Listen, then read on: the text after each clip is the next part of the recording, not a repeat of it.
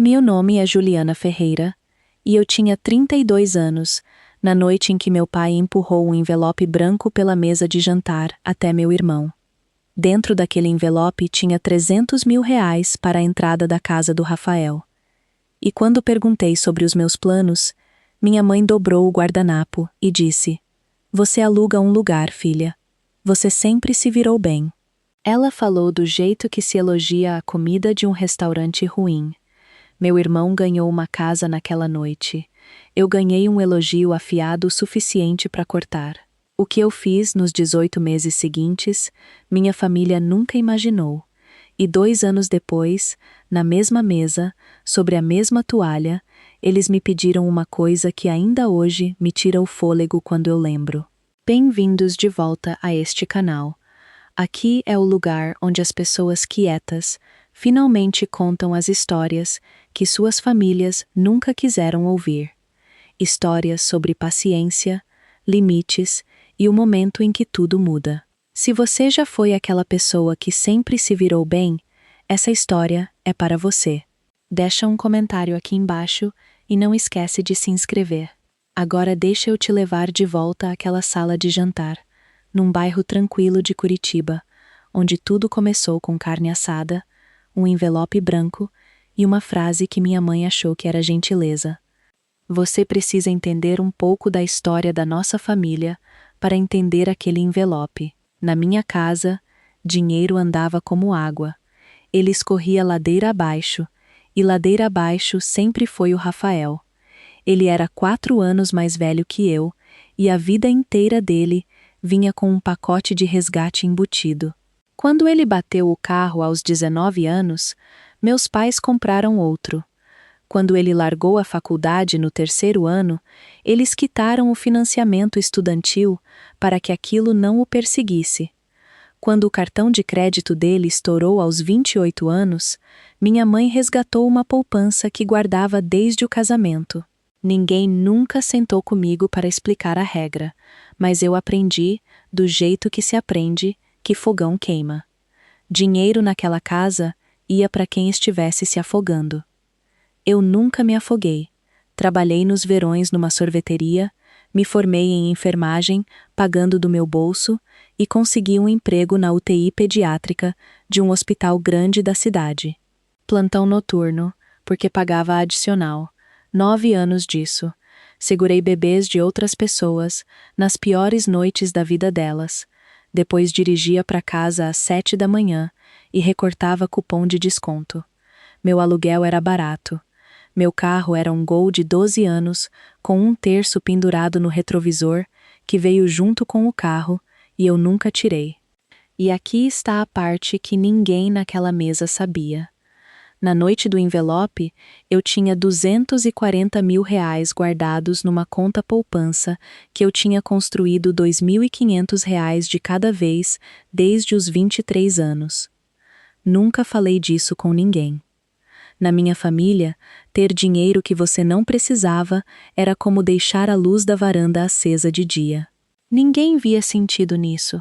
Eles estavam prestes a me ensinar exatamente qual era o sentido.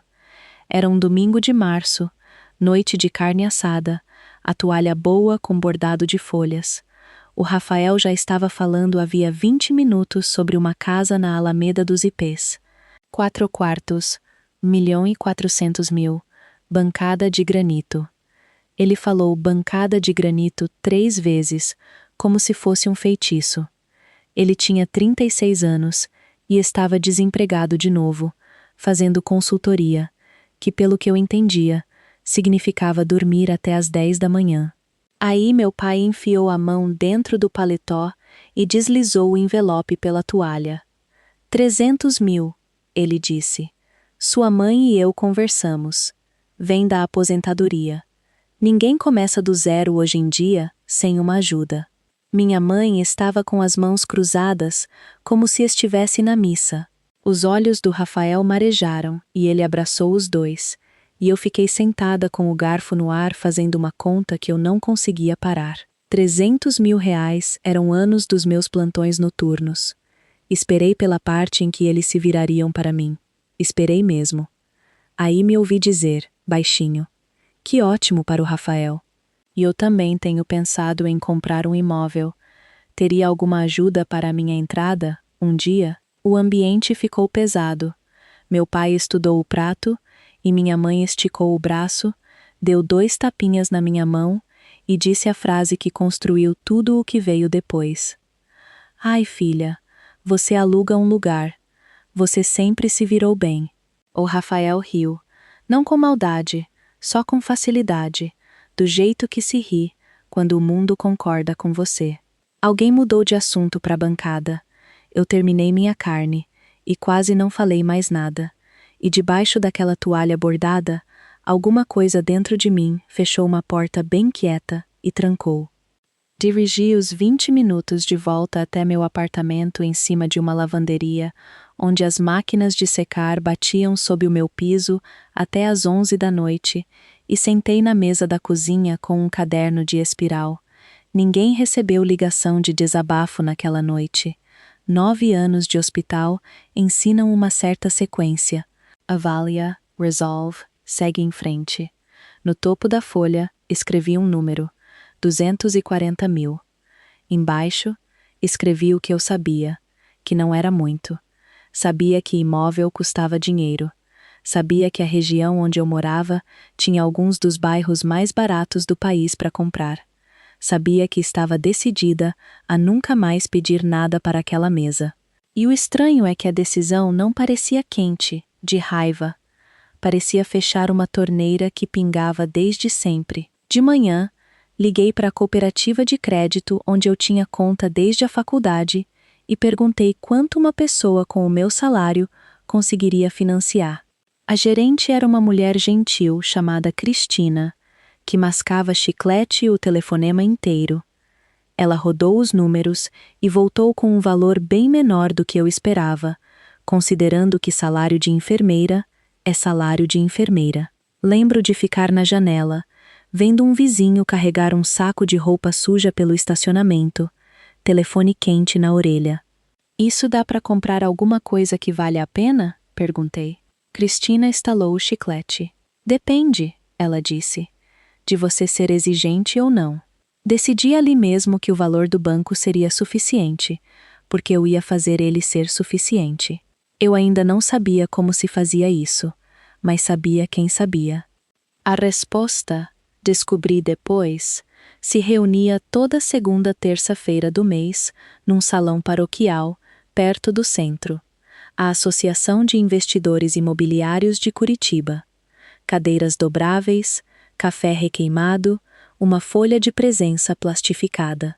Encontrei o grupo pela biblioteca, onde peguei emprestado todo o livro sobre imóvel para alugar que existia, uns 6 no total, e li nos meus intervalos entre plantões. Naquela primeira terça, sentei no fundo com meu caderno e entendi talvez metade do que se falava ali. Tinha gente que reformava e revendia com botas caras, uma professora aposentada com 14 imóveis, uma jovem de uma corretora que às vezes passava para caçar histórias. E no canto, um senhor de jaqueta surrada, que quase não falava e era tratado como uma autoridade quando abria a boca. Ernesto Bianchi, 71 anos, 40 anos como proprietário de imóveis, reduzindo o que tinha aos poucos e famoso por não se impressionar com ninguém. No intervalo, me apresentei e disse que queria comprar um imóvel duplex, morar num lado e alugar o outro. Ele me olhou do jeito que se olha um parquímetro. Todo mundo quer ser dono de imóvel, ele disse, até um encanamento tocar o telefone às 2 da manhã. Depois encheu o café e foi embora. Foi a conversa inteira. Voltei para casa, estranhamente feliz. Ele não tinha dito que era uma péssima ideia. Tinha me dito qual era o preço, o que é uma coisa bem diferente, e preço era algo que eu entendia. Voltei no mês seguinte e em todos os outros depois. Levou 3 encontros para o Ernesto lembrar meu nome. Em maio, aprendi o termo que ia moldar minha vida inteira, morar e alugar ao mesmo tempo, e tinha encontrado um anúncio que cheirava, em todos os sentidos, a um começo. Antes do começo, porém, tive que sobreviver à festa de inauguração da casa do Rafael. 60 pessoas numa casa de 4 quartos na Alameda dos Ipês. Balão amarrado na caixa de correio. Minha mãe fazendo tour como guia de museu. Sente essa bancada, ela ficava dizendo. Só sente. A caça era, objetivamente, linda. Essa é a parte complicada que ninguém avisa. Eu não odiava a casa. Odiava a conta por trás dela.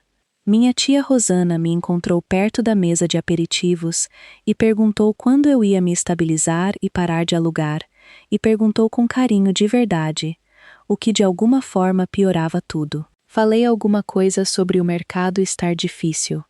Ela deu um tapinha no meu braço. Depois minha mãe bateu no copo e fez um brinde, e eu quero citar exatamente porque nunca esqueci. A família, cuidando da família. É isso que a gente faz. Todo mundo ergueu o copo, inclusive eu. Passei a hora seguinte levando pratos sujos para a cozinha, porque em todo evento de família que eu já fui, de algum jeito acabo trabalhando nele. E pela janela sobre a pia nova do Rafael, vi meu pai mostrando a garagem para os vizinhos. Me senti como uma mulher, assistindo a uma peça sobre uma família parecida com a minha. Naquela noite, de volta ao apartamento em cima da lavanderia, abri o notebook e lá estava, no site de anúncios. 11 dias no mercado. Um sobrado de tijolo à vista dos anos 1950, na Rua das Acácias. Uma unidade ocupada, outra vazia. Precisa de reforma, que em linguagem de corretor, quer dizer, leve uma lanterna. R$ 740 mil. Fiquei olhando as fotos até as 2 da manhã. A varanda tombada, as 2 portas de entrada, a estrutura boa embaixo da pintura ruim. Família cuida de família, minha mãe tinha dito. Decidi virar a minha própria família. As contas da Rua das Acácias funcionavam assim, e eu refiz tantas vezes que o caderno amoleceu. Preço de compra R$ 740 mil. Um financiamento habitacional voltado para a primeira compra, exigindo só 3,5% de entrada se eu morasse no imóvel, o que dava cerca de R$ 25.900. A unidade ocupada alugava por R$ 1.900 por mês para uma inquilina antiga chamada Dona Patrícia. Minha parcela total, com impostos e seguro incluídos, ficaria em torno de R$ 5.700. O aluguel cobria quase todo o financiamento. Eu cobria a diferença e os reparos. A casa praticamente pagava para eu morar nela. Cristina, na cooperativa, me ajudou com a papelada e só estalou o chiclete 2 vezes. E aí fiz uma coisa que, olhando para trás, foi minha última chance honesta com a família. Liguei para meu pai, não para minha mãe. Meu pai, o eletricista aposentado, o homem que lia um quadro de disjuntores como quem lê partitura. Contei que estava de olho num duplex na Rua das Acácias e perguntei se ele topava dar uma olhada comigo no sábado. Testar o aquecedor. Me dizer quanto valia a fiação. Teve uma pausa em que eu conseguiria estacionar um caminhão. Depois ele disse: "Bom, claro, filha. Sábado às 10. E aqui está a coisa." Ele parecia feliz. Parecia um homem que estava esperando a filha pedir alguma coisa e nem sabia disso.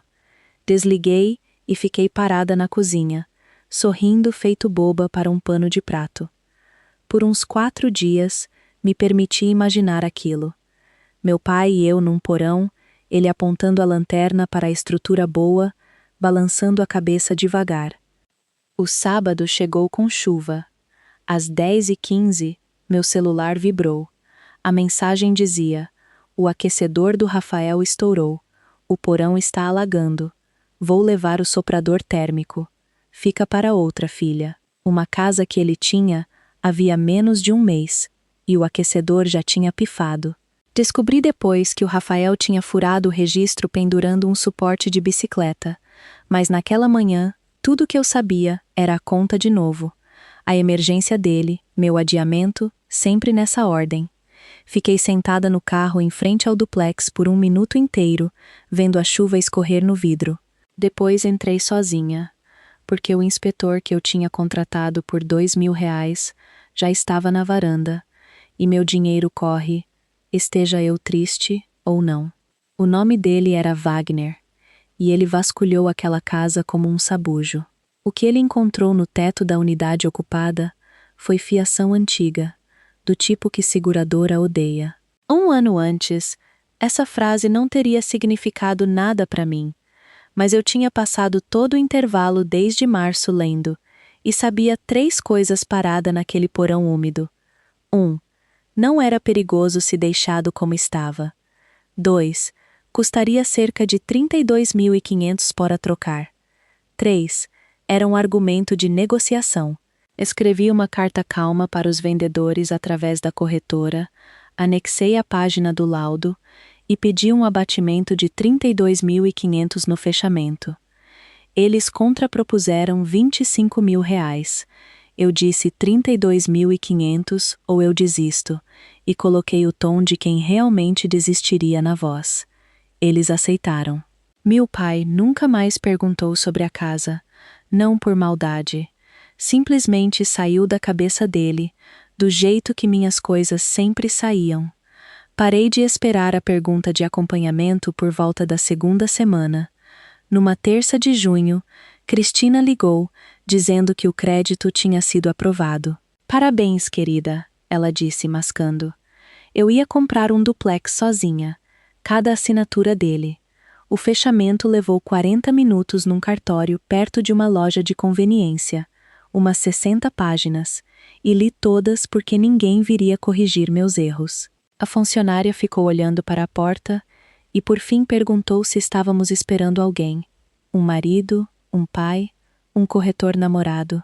Sou só eu disse. E ela falou, que bom para você, no tom que se usa com cachorro que aprendeu um truque. Assinei até a mão do E. Transferência de 25.900 de entrada. Custos de fechamento, quase todos cobertos pelo abatimento da fiação. E depois, uma chavezinha de latão, numa etiqueta de papel, estava na minha palma. E eu era proprietária de um imóvel e ninguém neste mundo sabia disso, exceto uma gerente que mascava chiclete e o cartório de registro de imóveis. Fui direto para a Rua das Acácias. A unidade estava vazia e cheirava a gato e a poeira antiga. Sentei no chão nu do que seria minha sala, comi um sanduíche de posto de gasolina e escutei a televisão da Dona Patrícia murmurando pela parede como um batimento cardíaco. Pensei em ligar para minha mãe. Considerei mesmo, sentada de pernas cruzadas no carpete velho de alguém, com minhas chaves, e aí toquei a ligação para frente do jeito que eu tinha aprendido a fazer naquela família. A pausa, o nossa filha, isso não é meio arriscado.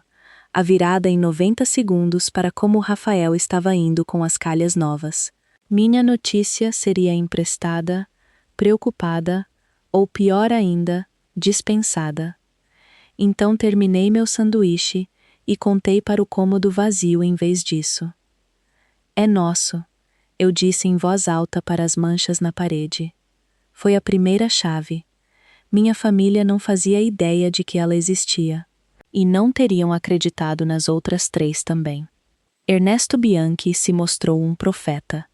19 dias depois do fechamento, às 2h14 da madrugada, meu telefone tocou e era a Dona Patrícia, com jeito educado e digno, avisando que o vaso sanitário da unidade dela estava dando trabalho. Eu tinha acabado de sair do plantão. Fiquei no banheiro dela de uniforme às 3 da manhã, com uma chave de vedação que eu tinha comprado naquela semana, celular apoiado na pia tocando um vídeo tutorial em câmera lenta e consertei. Levei 2 horas e arranhei um nó do dedo. Dona Patrícia me fez um café instantâneo e contou que o proprietário anterior teria levado 1 mês para resolver. Essa foi minha formação. Naquele primeiro verão, eu passava plástico corretivo depois dos plantões. Aprendi que tinta é barata e é uma forma de carinho. Cortava minha própria grama com um cortador manual, comprado num bazar de móveis usados, acenando para vizinhos que aos poucos pararam de me olhar com desconfiança e começaram a trazer abobrinha. E os números? Os números fizeram exatamente o que o caderno tinha prometido. Financiamento, R$ 5.700. Aluguel da Dona Patrícia, R$ 1.900. Meu custo pessoal de moradia, no primeiro mês completo, ficou em R$ 1.450, menos da metade do que o apartamento em cima da lavanderia me custava. E eu era dona do telhado sobre as duas cabeças. Cada real que a casa não engolia, voltava para a poupança, junto com toda a hora extra que o hospital me dava, e para uma enfermeira noturna, eles davam bastante. Continuei indo ao almoço de domingo, e continuei de boca fechada.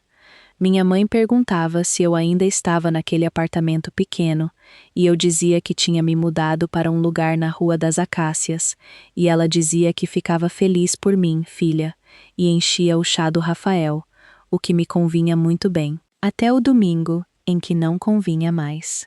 Era final de setembro, e decidi testar as águas. Não confessar tudo, só testar. Cientistas chamam de balão de ensaio. Enfermeira noturna chama de descobrir se a família quer a verdade ou o relatório confortável.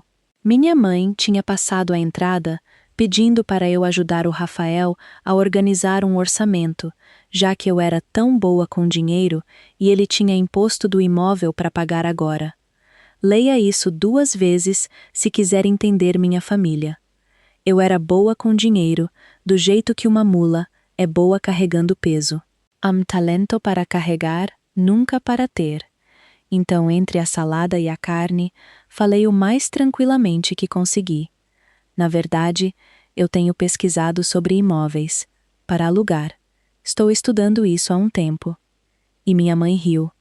Não com crueldade. Isso preciso que você entenda. Nada daquilo era cruel de verdade. Crueldade dá para enfrentar de pé. Ela riu do jeito que se ri de uma criança que diz que vai ser astronauta. Um sopro de ar suave e disse: com salário de enfermeira, filha, só o imposto já... Antônio, conta pra ela a história do aluguel do Ted, aquele com os gambás. Meu pai, obediente, contou a história do gambá. O Rafael falou de sanca de gesso. O balão de ensaio flutuou, sem que ninguém notasse sobre uma mesa de gente que eu amava. E eu fiquei sentada e tomei uma decisão que carregaria pelo ano e meio seguinte. Eles tinham respondido minha pergunta, e eu não perguntaria de novo. Deixa eu pausar aqui, de amigo para amigo. Se você já testou as águas com a própria família e viu todo mundo rir antes mesmo de você terminar a frase, você sabe exatamente por que eu fiquei quieta. Fica comigo porque isso fica ainda mais interessante. Você vai querer ver as caras deles depois. É outubro.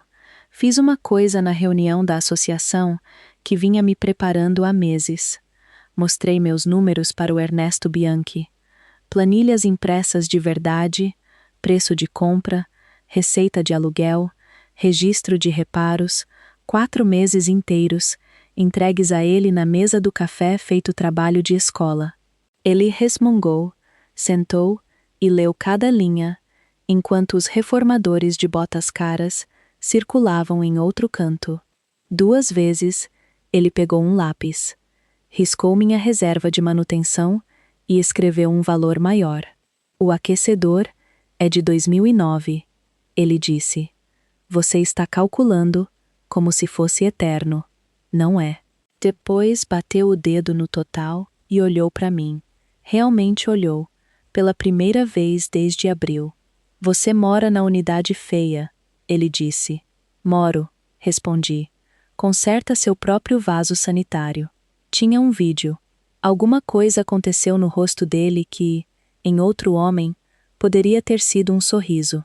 Dali em diante, ganhei um lugar fixo ao lado da jaqueta surrada e um curso contínuo que mais ninguém parecia querer. Custo de manutenção, matemática de vacância. Por que você nunca se apaixona por um imóvel que não se sustenta sozinho? Só uma vez, ele me contou algo pessoal. Perguntei com cuidado se os filhos dele estavam no ramo, e o Ernesto ficou olhando para o café por um tempo. Dei tudo para o meu filho, ele disse. Primeiro carro, primeira casa, salvei o restaurante dele 2 vezes. Ele tem 51 anos agora. Não atende minhas ligações e eu ainda não sei te dizer no que ele é bom. Ele girou a xícara 1/4 de volta. Ajuda que nunca cobra crescimento não é ajuda. Aprendi isso R$ 1 milhão tarde demais. Depois se levantou. Disse que ia organizar umas coisas naquele inverno, sei lá o que aquilo queria dizer, e me deixou sentada com uma frase que carreguei feito uma chave. O segundo imóvel me encontrou em outubro, um leilão de espólio na Rua das Margaridas, uma casa pequena de 2 quartos que os herdeiros, morando em outro estado, queriam vender antes das festas de fim de ano.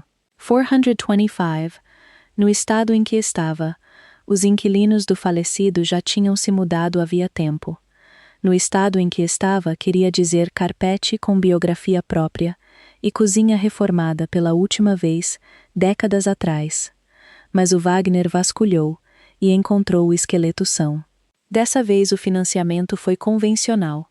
Para imóvel de investimento, 20% de entrada, R$ 85 mil, e o orçamento de reforma era mais R$ 75 mil.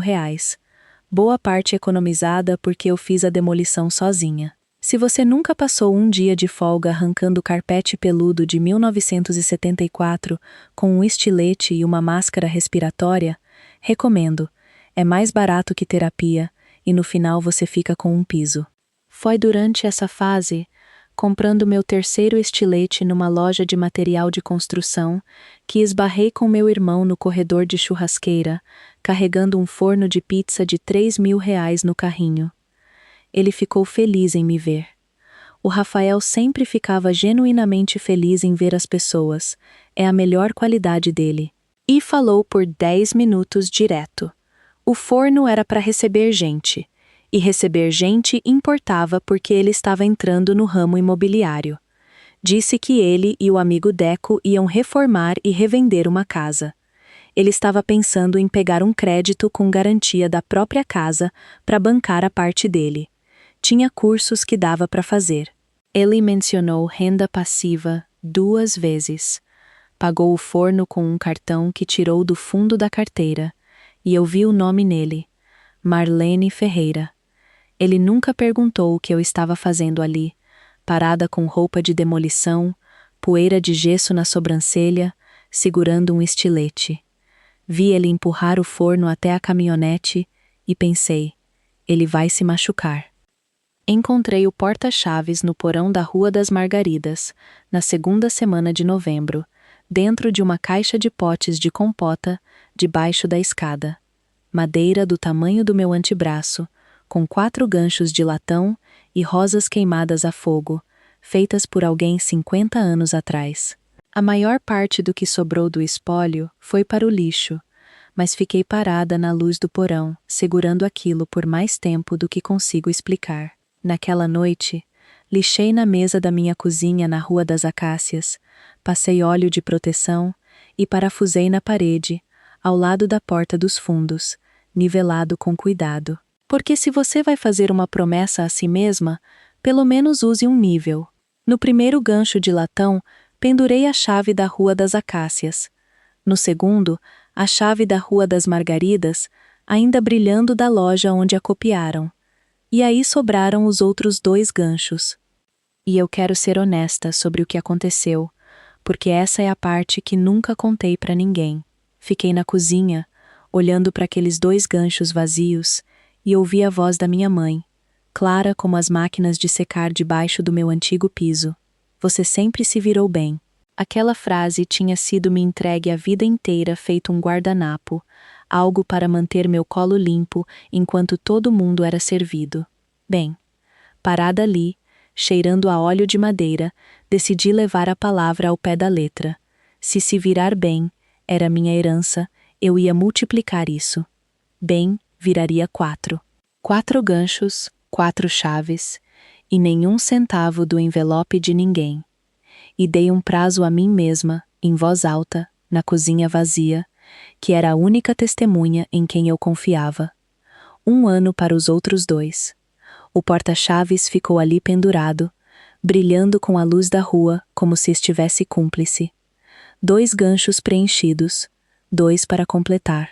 Aqui está o que aquele período seguinte realmente custou, porque a internet adora uma montagem e eu não. Eu trabalhava 3 plantões de 12 horas por semana no hospital, pegava um quarto quando imploravam e dava para a Rua das Margaridas quase todas as horas de luz do dia que um corpo consegue dar. Depois disso, aprendi a dormir em 2 turnos como camponesa medieval. 2 vezes acordei ao entardecer dentro do carro, em frente à loja de material de construção, com serragem no cabelo e nenhuma lembrança de ter decidido fechar os olhos. Perdi o casamento da minha ex-colega de faculdade, porque o encanador só podia vir no sábado. Mandei uma travessa de presente e uma desculpa mentirosa sobre conflito de trabalho, e ela sabia que era mentira. Essa amizade carrega uma rachadura até hoje que eu mesma causei. Meu mundo ficou pequeno e específico.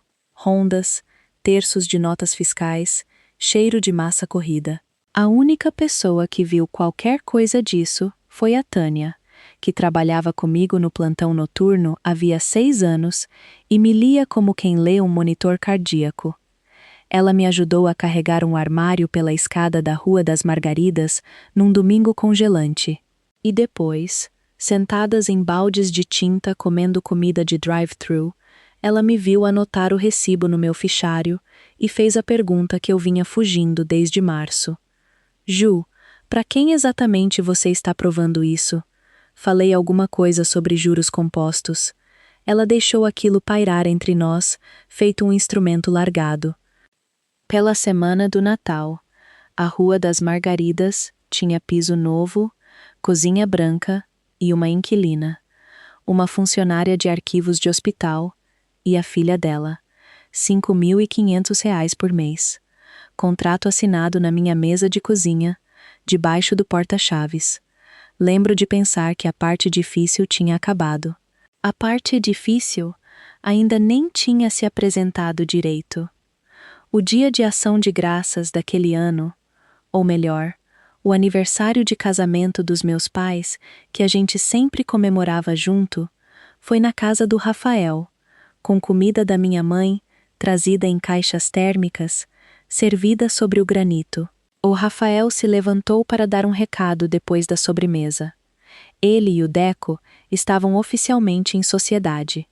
Tinham encontrado uma casa para reformar num bairro mais afastado, e o Rafael estava financiando a parte dele com um crédito de R$ 190 mil, com garantia da própria casa na Alameda dos Ipês.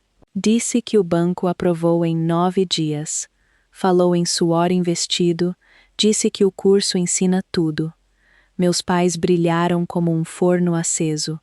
Minha mãe apertou o braço dele e contou para a mesa. Ele sempre teve visão. E meu pai ergueu o café, brindando aos homens do ramo imobiliário. Eu estava sentada ali segurando, naquele exato momento, 2 imóveis alugados, um fichário de reparos e uma planilha que o Ernesto Bianchi tinha corrigido pessoalmente, e eu disse, me passa o feijão. Não vou fingir que aquele silêncio foi nobre. Tinha ferrugem nele. Mas eu tinha testado as águas em setembro e ganhado a história do gambá. E você não joga boa notícia no ralo 2 vezes. Aqui está o momento daquela noite que eu simplesmente não consigo esquecer. Saindo, na garagem fria, meu pai segurou meu cotovelo e enfiou algo na minha mão. Dobrado pequeno, do jeito que ele sempre dobrava as coisas a vida inteira. R$ 250. Para a gasolina, ele disse, sem olhar nos meus olhos. Não conta para sua mãe. Dirigi de volta para a Rua das Acácias, com aquela nota no banco do passageiro, como se fosse uma carona. E em algum ponto da estrada, tive que parar num posto por 1 minuto. Um envelope de R$ 300 mil para o Rafael, deslizado pela toalha na frente de todos. R$ 250 para mim, dobrados na palma no escuro, com instrução de manter segredo. A taxa de câmbio de se virar bem. Guardei a nota. Ainda tenho ela. Em abril, na agenda do Ernesto, como tudo agora, refinanciei a Rua das Margaridas. Aqui está a jogada em linguagem simples. Eu tinha comprado uma casa arruinada por R$ 425 mil e gastado R$ 75 mil para deixar ela impecável, então cerca de R$ 500 mil no total. Reformada e alugada, o avaliador do banco valorizou em R$ 650 mil. O banco emprestaria 75% desse novo valor, R$ 487.500, que quitou o financiamento antigo de R$ 340 mil e devolveu para mim cerca de R$ 125 mil em dinheiro, livre de imposto, porque dinheiro emprestado não é renda. Recuperei minha própria entrada, quase todo o dinheiro da reforma de volta nas mãos, enquanto o aluguel da funcionária de arquivos cobria a nova parcela com folga. Investidores chamam isso de reciclar capital. Eu chamei de segundo fôlego. O Ernesto conferiu minha conta e encontrou um erro a favor do banco, o que o incomodou mais do que se tivesse sido a meu favor. Em maio, coloquei esse dinheiro reciclado na entrada do imóvel número 3. Uma casa de tijolo na Avenida dos Cedros, R$ 460 mil, a uma rua de um ponto de ônibus do hospital, o que significava que nunca faltariam inquilinos. 20% de entrada, R$ 92 mil. Uma fisioterapeuta que trabalhava em viagem assinou o contrato por R$ 5 mil por mês, antes mesmo da tinta secar. Quando a Cristina, na cooperativa, processou a transferência, ela disse: "Sabe, você é minha única cliente com fichário organizado por cor." E estalou o chiclete de um jeito que escolhi entender como respeito. A terceira chave foi para o terceiro gancho de latão numa terça-feira de maio. Fiquei na cozinha com uma taça de vinho de supermercado e olhei para aquilo. 3 chaves, um gancho vazio. 14 meses desde o envelope.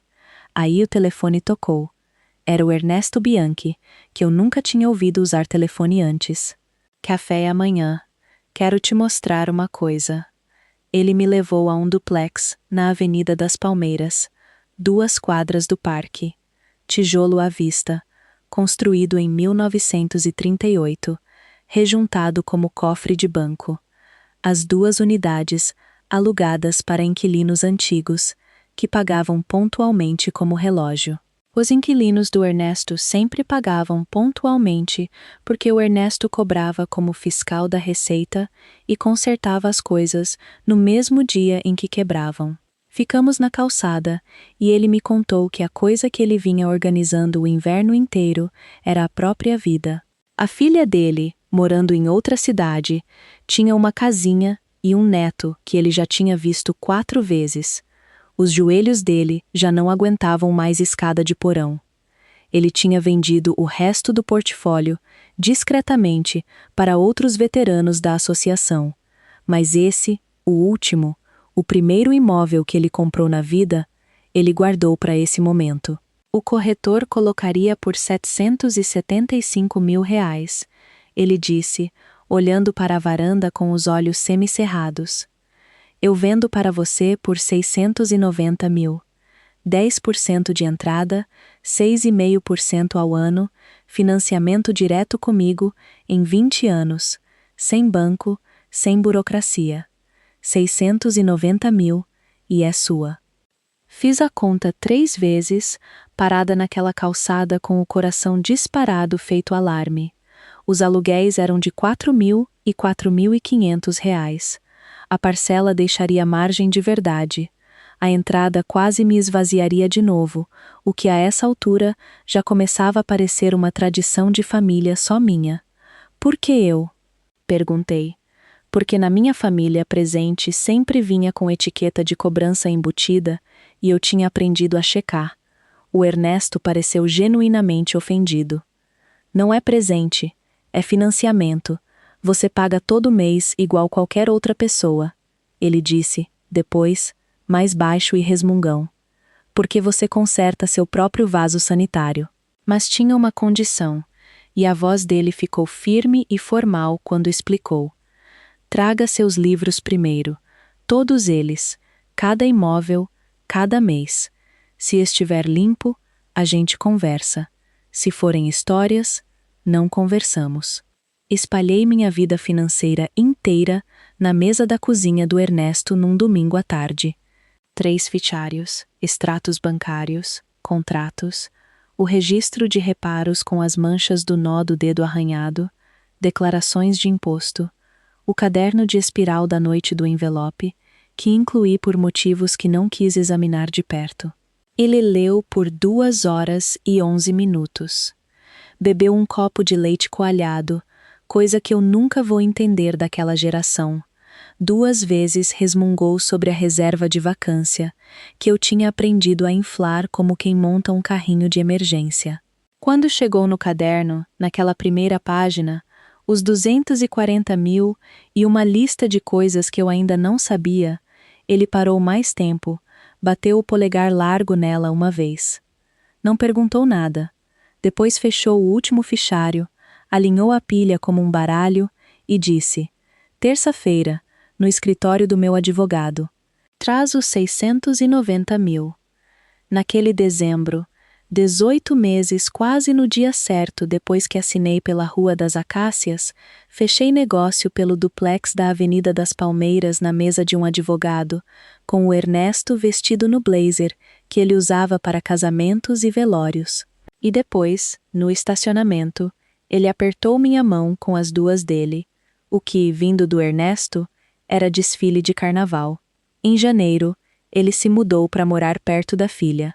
A 4ª chave subiu no 4º gancho de latão naquela noite e o porta-chaves ficou completo. E vou contar a verdade sobre o que aquilo foi, porque prometi a mim mesma que contaria. Sentei no chão da cozinha e chorei uns 30 segundos. Forte, feio, do nada. Depois passou como tempestade e eu fiz um chá. 4 imóveis, 6 unidades, 18 meses. Nenhuma alma naquela mesa de família sabia que qualquer coisa daquilo existia. E aí, em fevereiro, meu telefone tocou com um número que eu não conhecia e uma voz disse que era a Renata Vasconcelos, da editoria de negócios do Jornal da Cidade, e que vinha ouvindo falar de mim na associação havia 1 ano. Será que podia me pagar um café? Porque ela achava que eu era uma reportagem. Disse a Renata que ia pensar. E aí não pensei em quase mais nada por 3 dias. Entenda o que ela estava pedindo. Jornal impresso é permanente de um jeito que a internet só finge ser. Recorda, envia por correio, plastifica, cola na geladeira. Minha tia Rosana assina aquele jornal desde 1989. Se eu dissesse sim, não haveria mais escolher meu momento, decidir quem merecia qual verdade. Todo mundo saberia tudo na mesma quinta-feira. Fiz uma lista de motivos para recusar, e era longa e sensata. Privacidade dos inquilinos, fofoca do hospital, parentes com emergências financeiras repentinas, minha mãe. Depois fiquei olhando para a outra coluna, que tinha exatamente um item, e era a pergunta da Tânia lá nos baldes de tinta. Para quem exatamente você está provando isso? Porque aqui estava a verdade feia que eu vinha construindo em torno havia 18 meses. Uma parte de mim vinha montando um processo, cada chave, cada linha de fichário, provas para um tribunal onde minha família finalmente entraria, revisaria as evidências e decidiria que eu sempre tinha valido a pena apoiar. Aquele tribunal nunca ia se reunir sozinho. Eu podia continuar colecionando provas em segredo para sempre, ou podia me levantar, com meu próprio nome, e ser vista de propósito, não convocada, não descoberta, escolhida. Liguei de volta para a Renata numa 4ª-feira, antes do plantão noturno. Tudo bem, eu disse, mas todo número vai ser conferido.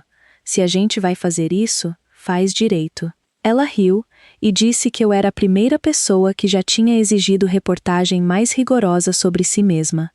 Assinar meu primeiro financiamento tinha me assustado menos. Dívida vem com plano de pagamento. Ser vista não vem. Se você está aí fora construindo alguma coisa em silêncio, que sua família não sabe de nada, me conta nos comentários e se inscreve, porque o que aquela reportagem desencadeou é o motivo de eu estar contando essa história hoje. O fotógrafo veio num sábado de março e me colocou na varanda da Rua das Acácias, com os braços cruzados, que aparentemente é o sinal internacional de pequena empresária. A Renata passou 2 horas na minha mesa de cozinha com os fichários, conferindo cada número como se estivesse me auditando, fazendo as perguntas que ninguém da minha família jamais fez. Qual é a sua taxa de vacância? Quanto custou o aquecedor? O que você diria para uma enfermeira com 50 mil reais guardados? Num certo momento, ela olhou para o porta-chaves ao lado da porta dos fundos. 4 ganchos de latão, 4 chaves, e perguntou o que era aquilo. Uma promessa que eu cumpri, eu disse, e ela anotou, e eu deixei. Enquanto isso, naquela mesma semana, minha família de verdade estava no grupo de família, e a notícia não era boa, embora fosse preciso ler nas entrelinhas dos emojis. Minha mãe me ligou numa terça, supostamente sobre a Páscoa, e passou 20 minutos falando do Rafael. A reforma na casa afastada ainda não tinha vendido. 8 meses no mercado agora. O deco estava difícil. Os custos estavam apertando. Ela usou a frase, "O mercado está devagar", que eu sabia por certo que era falsa. A cidade estava tendo o outono mais aquecido dos últimos anos para venda de imóveis. Casa com preço certo vende. Casa reformada por 2 homens que fizeram um curso de fim de semana com um forno de pizza. Não. Perguntei com cuidado como o financiamento da própria casa do Rafael estava indo com todo esse aperto. Uma pausa. Tudo bem, filha. Está tudo bem. Lá estava. A palavra da família fazendo o trabalho da família, tapando com massa corrida alguma coisa com infiltração atrás. Não insisti. Eu não tinha moral para insistir. E uma coisa que uma década de plantão noturno ensina é não tirar conclusão de paciente por palpite. A reportagem saiu na quinta-feira, capa do caderno de economia, acima da dobra. Da renda do plantão a 4 portas de entrada, enfermeira constrói portfólio imobiliário em 18 meses. Lá estava eu, no papel, braços cruzados na minha própria varanda, ao lado de um pequeno gráfico dos meus números, que a Renata tinha conferido 3 vezes, e uma citação em negrito. Ninguém vinha corrigir meus erros, então parei de esperar. Às 7 da manhã, meu celular virou caça-níqueis. A Tânia mandou uma fileira de pontos de exclamação, da sala de descanso, onde alguém já tinha colado a reportagem na geladeira. A Cristina, da cooperativa, deixou uma mensagem de voz, que era quase só chiclete e gritinho. 2 enfermeiras que eu mal conhecia perguntaram se eu olharia anúncios de duplex com elas, e um colega do ensino médio me pediu em casamento. Meio de brincadeira, eu acho. Às 9h40, tia Rosana, que assina o jornal desde 1989, lembra, mandou uma foto da página física para o grupo de família, com a legenda: "Essa é a nossa Juliana?" Fiquei vendo os pontinhos aparecerem e sumirem. O Rafael respondeu com um joinha, que aprendi depois foi reflexo. Ele nem tinha lido além do título. Minha prima escreveu: "Espera, o quê?" Meu pai, que entrava em grupo de família do jeito que gato entra em aula de natação, escreveu: "Esse é o tijolo do avô dela nessa varanda." Li aquilo umas 4 vezes. E da minha mãe, que eu sabia por certo, estava com o celular na mão porque a Rosana confirmou. Não veio nada. Nem naquele dia, nem na sexta, nem no fim de semana inteiro, enquanto as fofocas passavam de porta em porta pelo bairro. 3 dias de um silêncio que eu conseguia sentir através da parede. No 4º dia, segunda-feira, Às 8:02 da manhã, o nome dela acendeu meu telefone. Vem aqui em casa, por favor. Os três estavam na cozinha quando cheguei, dispostos feito um tribunal que ainda não tinha combinado o veredito. O jornal estava sobre a bancada, dobrado na minha foto. Minha mãe não ofereceu café, o que naquela casa é boletim meteorológico. 2 anos. Ela disse antes mesmo de eu tirar o casaco. 2 anos você andou se escondendo, comprando meio bairro, deixando sua própria mãe descobrir pela Rosana. Você mentiu para essa família. Quero que você note o verbo. Não construiu, não fez. Mentiu. Meu pai ficou de pé na janela, segurando o jornal como se pudesse voar. E o observei ler aquilo de novo, mexendo os lábios um pouco nos números, até o final, depois recomeçando do início. Ele nunca disse uma palavra, mas leu minha reportagem 2 vezes, enquanto minha mãe listava meus crimes. E arquivei essa observação em algum lugar quente, sem saber por quê. Ninguém mentiu, mãe, eu disse. Vocês nunca perguntaram. Nem uma vez em 2 anos alguém nessa mesa perguntou o que eu estava fazendo. Porque a gente não achava que precisava se preocupar com você. E lá estava de novo. A lógica da família. Preocupação como a única moeda de amor, e eu com minha conta vazia. Aí o Rafael, que estava encostado na bancada, com os braços cruzados sobre o moletom, disse a frase que ele vai passar o resto da vida se arrependendo de ter formulado daquele jeito. Deu uma risadinha, apontou o queixo para o jornal e disse: E daí? Você finalmente arrumou uma casa para você? Parabéns. A cozinha ficou muito quieta. Olhei para meu irmão, 38 anos, de pé sobre um granito que ele não pagou, e senti os últimos 2 anos se organizarem atrás dos meus dentes numa única pergunta. Calma, sem pressa. Qual delas? Dava para ouvir a geladeira. O rosto do Rafael fez algo complicado, o sorriso tentando se segurar enquanto os olhos se atualizavam, e minha mãe deu um passo para trás e olhou de novo para a reportagem, como se o número 4 pudesse ter sido erro de digitação que rezar resolveria. Não fiquei muito depois disso. Existe um tipo de silêncio que não é paz, é inventário. E deixei que eles fizessem o deles. As consequências chegaram no cronograma, e chegaram exatamente do jeito que o Ernesto uma vez me avisou que chegariam. Coloque seu nome ao lado de dinheiro e veja seu telefone aprender truques novos. Minha prima Brenda precisava de 10 mil reais só até o 13º cair. Um homem da igreja tinha uma sacada infalível com galpão de self-storage. Tia Rosana, abençoada, só trouxe uma lasanha e pediu um tour. E minha mãe trabalhou o telefone a semana inteira. Sei porque a Rosana relata como agência de notícias, contando para as tias, num tom que a própria Rosana descreveu como orgulhoso e ferido ao mesmo tempo.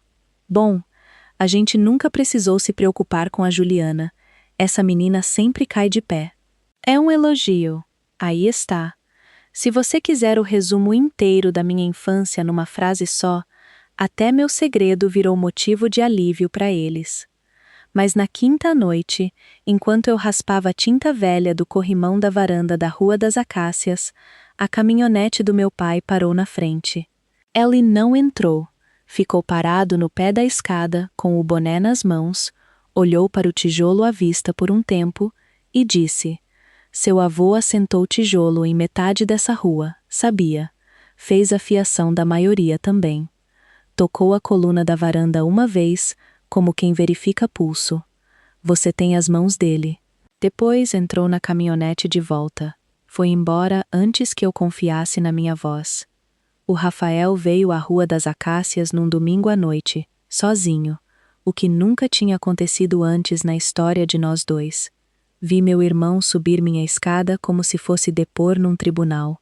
E quando abri a porta, ele ficou parado na minha cozinha pequena, girando o boné nas mãos. O gesto do nosso pai, aparentemente, é hereditário, e olhou para as 4 chaves nos 4 ganchos de latão por um bom tempo. É isso, né? Ele disse. Depois tudo saiu dele, sentado na minha mesa, sem ordem nenhuma, como um bolso sendo esvaziado. Ele tinha perdido o emprego em novembro, o de verdade, o de logística que finalmente tinha conseguido naquele primeiro outono.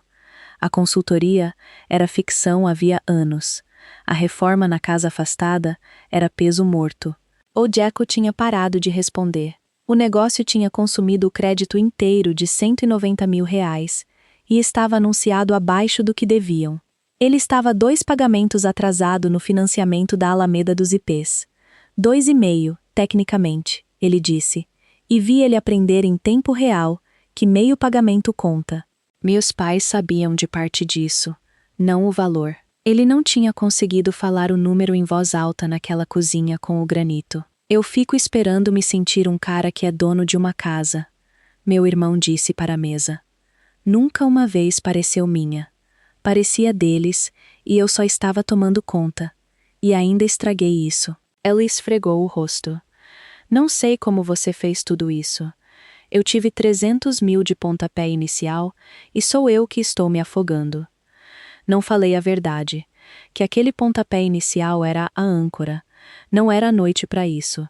E de qualquer jeito, ele mesmo tinha dito a palavra. Afogando. Na porta, ele parou. Mãe está marcando uma reunião de família domingo, sobre as casas. Uma pausa dos dois lados. Minha mãe antecipou a reunião em 3 dias. Apareceu na Rua das Acácias numa quinta-feira, com um bolo, que na língua dela é passaporte diplomático, e pediu para ver o lugar. Dei o tour. Ela passou o polegar no batente da janela, testou o corrimão da varanda, disse, de 11 jeitos diferentes. Na cozinha, parou na frente do porta-chaves e tocou as rosas queimadas a fogo, e alguma coisa passou pelo rosto dela que eu nunca tinha visto antes. Minha mãe tinha um parecido com esse, ela disse. E depois, sem sentar, segurando a bolsa com as 2 mãos como um corrimão, minha mãe me contou uma história que eu nunca tinha ouvido em 34 anos. A fazenda do pai dela perto de uma cidadezinha do interior, uma boa casa de tijolo, e quando ele morreu, foi tudo pro irmão dela. O tio Gerson ficou com a fazenda porque o Gerson precisava da fazenda. Ela disse que ele tinha fracassado em tudo o mais. Era assim que se fazia. Ela tinha 24 anos. O pai dela disse, você tem o Antônio, você vai se virar bem. Ela olhou para o meu porta-chaves enquanto repetia as palavras dele. E acho que não percebeu o eco. E essa foi a parte mais alta de toda a tarde. E eu me virei bem, ela disse, se endireitando. Fiz as pazes com isso. Você alimenta o filho que está se afogando, Juliana. Isso não é favoritismo, é triagem. É o que uma mãe faz. Por um instante, eu a vi aos 24 anos, na cozinha de uma fazenda, recebendo o mesmo guardanapo que me entregaram a mim. E minha raiva teve que abrir espaço para algo mais complicado, com luto dentro. Depois ela fechou a bolsa com um clique, beijou meu rosto e deixou o pedido em cima da mesa a caminho da porta, casual como um porta-copos. Domingo então. E, filha, o Rafael está se afogando. Traz seu talão de cheques. Domingo, mesma sala de jantar, mesma toalha bordada, e eu apostaria à casa da Avenida dos Cedros que aquilo foi deliberado, porque minha mãe nunca encenou uma cena por acaso na vida. Carne assada de novo. Minha cadeira era a dobrável da garagem, do jeito que sempre de algum modo era, e fiquei sentada nela e esperei 20 minutos de conversa fiada e diplomacia de caçarola antes da minha mãe acenar para meu pai.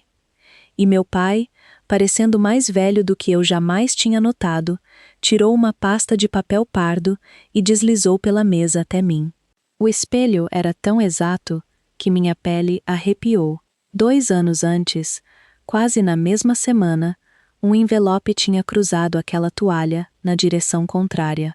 A gente conversou com um gerente no banco, minha mãe disse, na voz de reunião de comissão paroquial, aquela com movimentos escritos nela. Refinanciamento, junta o crédito de volta no financiamento principal, baixa a parcela para um valor que o Rafael consegue pagar enquanto ele se recupera, mas com os atrasos e a situação do emprego, eles não aprovam só no nome dele. Planilhas de pré-aprovação, uma linha de coassinatura marcada em amarelo e uma caneta esferográfica que minha mãe colocou ao lado, gentilmente, como uma hóstia. Com sua renda e seu histórico, o gerente disse que passa liso. É uma assinatura, Juliana. Não custa nada para você. Ela esticou o braço e segurou minha mão, e os olhos dela estavam molhados e absolutamente certos. E minha mãe disse as palavras que ela vinha guardando havia 34 anos, as que ela acreditava serem um abraço. Você queria fazer parte dessa família, filha. Isso é o que família faz. Esse é o seu momento. A geladeira zumbia. O Rafael estudava a toalha como se ela pudesse ser reformada e revendida com lucro. 300 mil reais tinham comprado a ele um lugar naquela mesa para sempre. Estavam me oferecendo o meu pelo preço de uma assinatura. Quero te contar o que passou pela minha cabeça nos 4 minutos seguintes, porque é o motivo de essa história existir. Primeiro, a enfermeira em mim tirou os sinais vitais em voz alta, com calma. Qual é o saldo devedor da Alameda dos IPs? Uns 1.090.000. E o crédito com garantia, 190 mil, o Rafael disse para o prato dele. Quantos pagamentos atrasados? 2. Silêncio. 2,5. Qual seria a nova parcela se isso passar? E qual é a renda do Rafael agora, hoje, não a que a gente está esperando? Candidatura no galpão pendente. Seguro ou desemprego até lá. Minha mãe me observava perguntar como se eu estivesse operando a mesa em si. Ela esperava lágrimas ou um abraço e estava recebendo uma auditora de crédito. E aqui está o que meus sinais vitais disseram. No papel, eu conseguiria sobreviver assinando. Essa é a verdade. E não vou fingir o contrário. Se desse tudo errado, se o Rafael atrasasse e eu tivesse que cobrir a parcela dele para proteger meu crédito, que sustentava 4 imóveis e 6 contratos de aluguel, isso me sangraria devagar, mas não me mataria. Eu podia me dar ao luxo de comprar o amor deles. Estava pela primeira vez na minha vida, literalmente à venda, sentado ali ao lado do molho, com desconto para uma assinatura. E aí a segunda coisa se levantou, quieta, na voz firme do Ernesto, e na voz da Tânia nos baldes de tinta, e na minha própria voz, falando para 2 ganchos de latão vazios. O que eu tinha realmente construído nesses 18 meses, 4 imóveis, ou um processo longo montado para um tribunal que finalmente decidiria que eu tinha valido a pena escolher. Porque aqui estava o veredito, chegando adiantado. Eles me escolheriam agora, hoje à noite. No momento em que a tinta secasse, eu estaria dentro do círculo. Enfim, a filha que salvou a casa. Olhei para aquela linha marcada em amarelo e cada número dentro de mim disse não. E cada ano da minha infância disse, assina. Peguei a caneta. Minha mãe soltou o ar e eu coloquei de volta na mesa, do outro lado da pasta. Não, eu disse, sem levantar a voz, do jeito que se lê um resultado de exame. Não vou assinar e não vou fazer um cheque. E antes que alguém saia dessa mesa, escuta o resto, porque eu não terminei. A boca da minha mãe já tinha aberto. Alguma coisa no meu tom fechou. Virei para o Rafael e falei com ele. Só com ele, do jeito que eu falaria com uma família num corredor de hospital às 3 da manhã, quando a notícia é ruim e o plano importa mais que o luto. Aqui está o que eu vou fazer.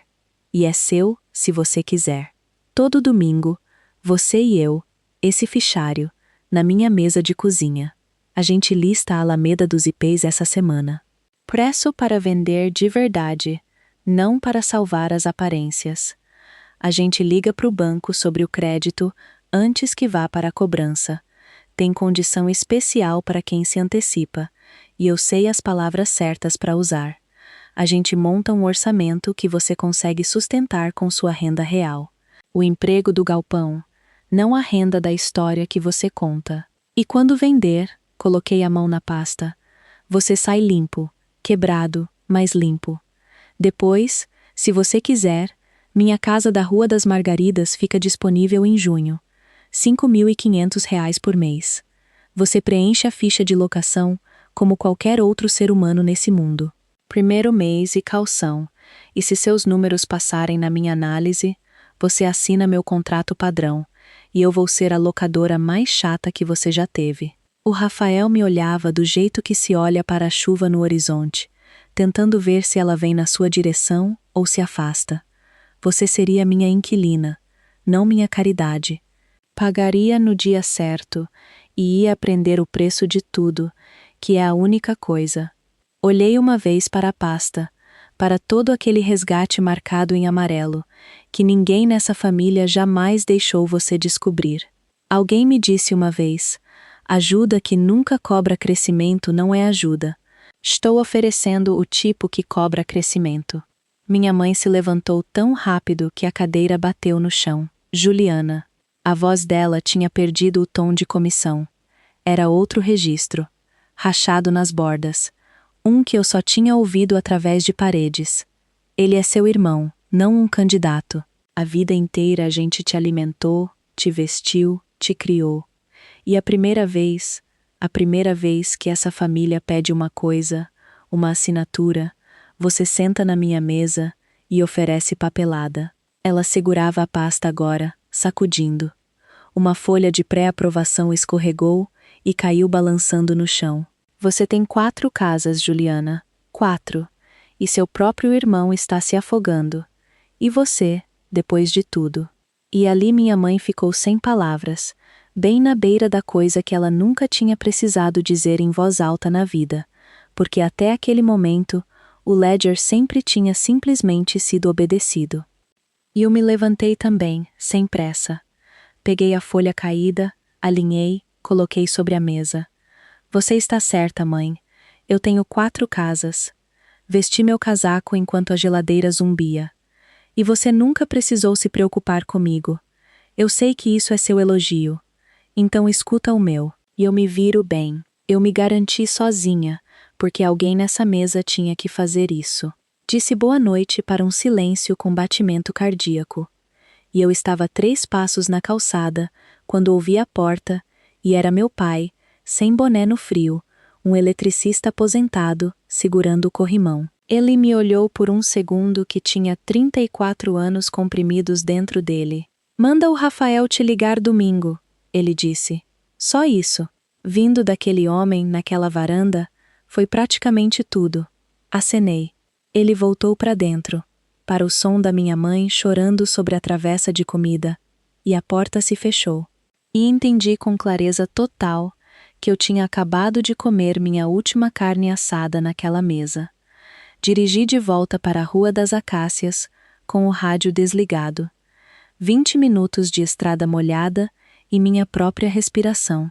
E fiquei esperando pelo colapso, as mãos tremendo, o encostar no acostamento para chorar, que 2 anos de trabalho duro e um jantar detonado certamente tinham ganhado. Não veio.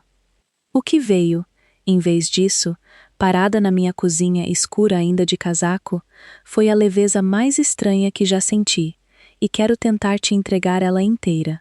A luz da rua fazia com o porta-chaves o que sempre fazia: 4 ganchos de latão, 4 sombras como pequenos anzóis subindo a parede.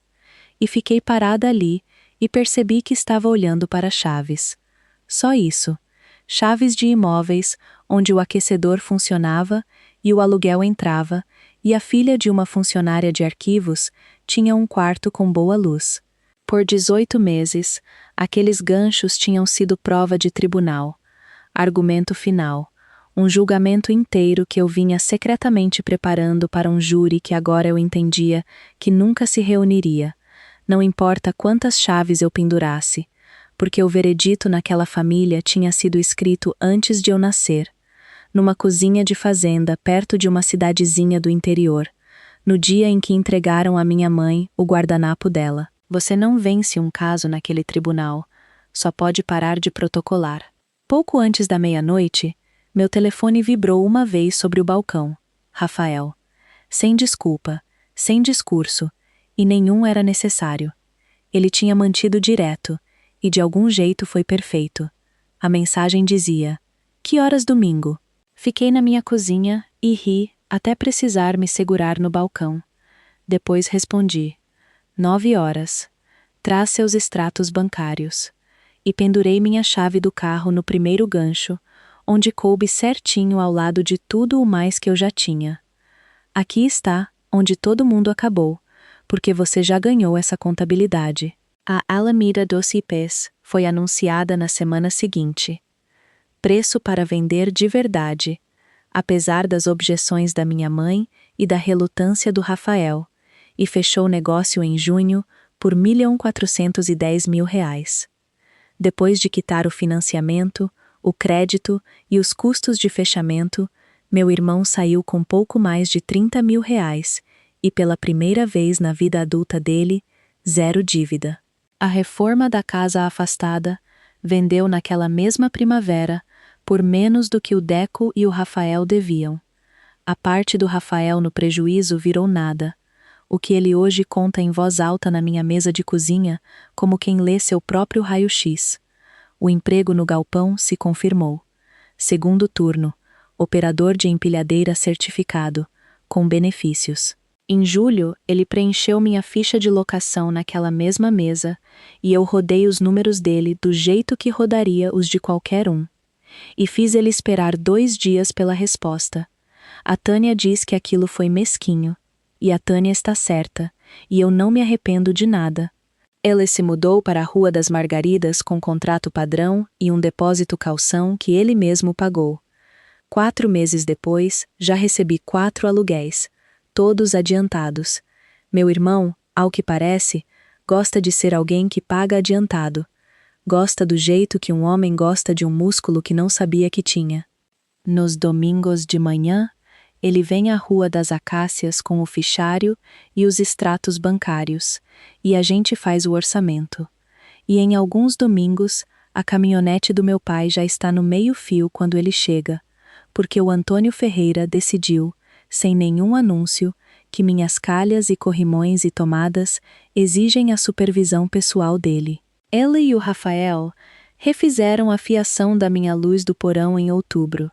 Levou 4 horas e 2 discussões, e ouvi meu irmão rir lá embaixo, do jeito que ria aos 12 anos. Minha mãe não pisa na Rua das Acácias desde o dia do bolo. A gente se fala em eventos de outras pessoas, educadamente, como ex-colegas de trabalho. Em agosto, chegou um cartão de aniversário, endereçado naquela letra redonda de boletim paroquial que ela tem, e dentro dizia: "Mãe". Só isso. Sem bilhete, sem verso. O ledger continua aberto do lado dela, e eu parei de esperar que ela feche, porque agora entendo quem entregou aquele guardanapo a ela, e em que cozinha, e o que custou para ela sobreviver acreditando que aquilo era amor. Os R$ 300.000 simplesmente sumiram, absorvidos em custos de fechamento e granito e numa reforma fracassada. E ninguém, em nenhuma mesa, menciona isso mais. E existe uma lição nesse silêncio. Vou deixar você mesmo montar essa peça. O Ernesto manda cartão postal de onde mora agora, sem saudação e sem assinatura, só frases. O último dizia: "Neto já toma banho na banheira sozinho. Livros continuam limpos." E continuam, Ernesto. Todas as 6 unidades gerando renda, tediosas como um batimento cardíaco, o que naquele ramo é o maior elogio que existe. E isso, amigos, é para onde o dinheiro foi. O resto do que aconteceu não tem nada a ver com dinheiro. Domingo passado, eu estava na minha varanda com café, naquela luz dourada e fria que a Rua das Acácias faz melhor que qualquer rua onde eu já morei, quando a caminhonete do Rafael chegou cedo. Ele desceu com o fichário debaixo do braço e um saco de rosquinhas da loja de material de construção. Parou na calçada, olhou para mim na escada, sobre o tijolo que meu avô construiu, e gritou a velha pergunta, aquela da cozinha com o granito. Só que dessa vez, ele estava sorrindo quando perguntou: "E aí, você tá em casa?" Olhei pela janela da cozinha, onde 4 ganchos de latão pegavam o sol da manhã. 4 chaves penduradas ali como notas de um acorde, mais uma chave de carro que não faz ideia de como conquistou aquele lugar. E eu disse: "Você sabe que eu disse. Qual delas?" E meu irmão riu e subiu minha escada e a gente entrou para trabalhar. Aqui está a única coisa que eu sei com certeza depois de tudo isso. Se virar bem, nunca foi o prêmio de consolação que me disseram que era. Era a herança que eu escrevi para mim mesma, uma chave de cada vez. E ninguém pode deslizar ela pela mesa e ninguém pode tirar de volta. Essa é a minha história. Um envelope que eu nunca ganhei. 4 chaves que ninguém me entregou. E uma mesa de domingo que eu finalmente construí sozinha. Se você passou a vida inteira sendo aquela pessoa que sempre se virou bem, pega isso como seu sinal. Constrói do mesmo jeito. Compartilha esse vídeo com alguém que precisa ouvir isso. Deixa um comentário contando sua história. Se inscreve e a gente se vê no próximo vídeo.